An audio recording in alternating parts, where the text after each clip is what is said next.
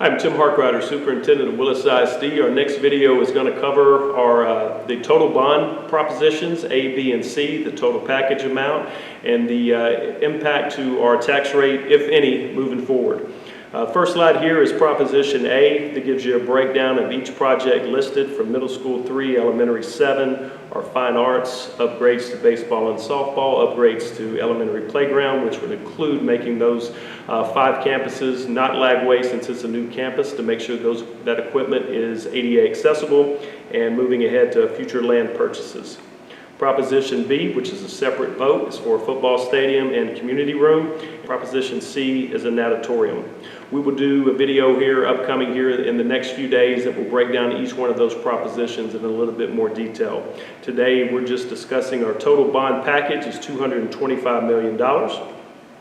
And some historical tax rate information. Right now, our tax rate is $1.17. We have compressed our tax rate, which means we have lowered our tax rate 21.7 cents since 2019. Coming up this year, this portion of our maintenance and operations tax fund could be compressed a little bit more. We'll have a better outlook on that as we get into the summer months. How does our tax rate stack up with other school districts in the county? We currently have the lowest tax rate in the county. We also had put out earlier, this was going to be a 5-cent tax rate increase. Everybody has got their appraisal values here in the last few days, and it's a big number. Our appraisal amounts, our property values, and our valuation increased by 45% this year. Last year was 18%. We also, our 45% is the highest school district property value growth in the entire county. And to put you in projection of how we structure our bond, we have some say-so in how we structure the bond and what that looks like. When we had looked at the 5-cent tax rate increase, that was based on a conservative valuation and our property values growing by only 7.5%. Our property values grew 6 times that amount. Now, as a property owner, your values are capped at 10%, but the large increase actually hurts us from a school district on the funding side. The more money we generate locally, the less money we get from the state. It does have a positive impact actually on our bond election, because that possible 5 cents now is really going to be somewhere between 1 and 3 pennies. We will know for sure here in the coming months as we get into late summer.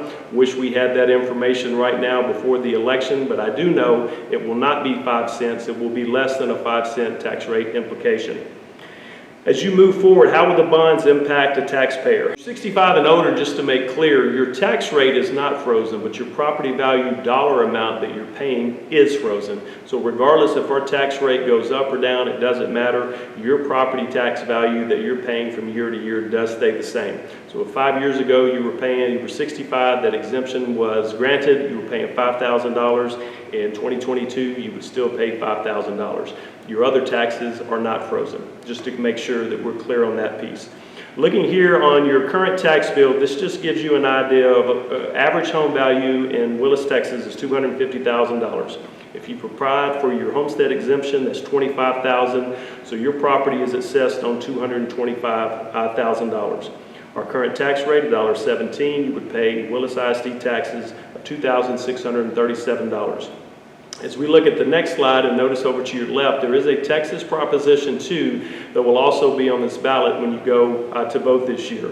This would increase this homestead exemption from $25,000 to $40,000.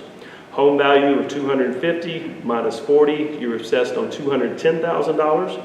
If our tax rate went up to 5 pennies, so we're giving you the worst case scenario, you would pay 2,566 cents.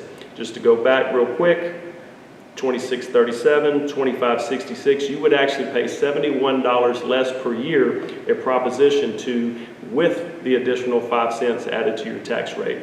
So that's an important point as you go to the ballot box, as you're paying attention to that. That's something to keep an eye on. And as we move forward, early voting begins on April the 25th, runs through Saturday, April the 30th from 8 to 5. Come back the following week, May 2nd through May 3rd. It's a 7 to 7 voting time, and then election day is May the 7th. That's also 7 to 7. So we appreciate your time. If you've got any questions or comments that you'd like to add, please reach out to our office. We'd be more than happy to either schedule a meeting with you or provide any clarification that we can on our upcoming 2022 bond election. Thank you.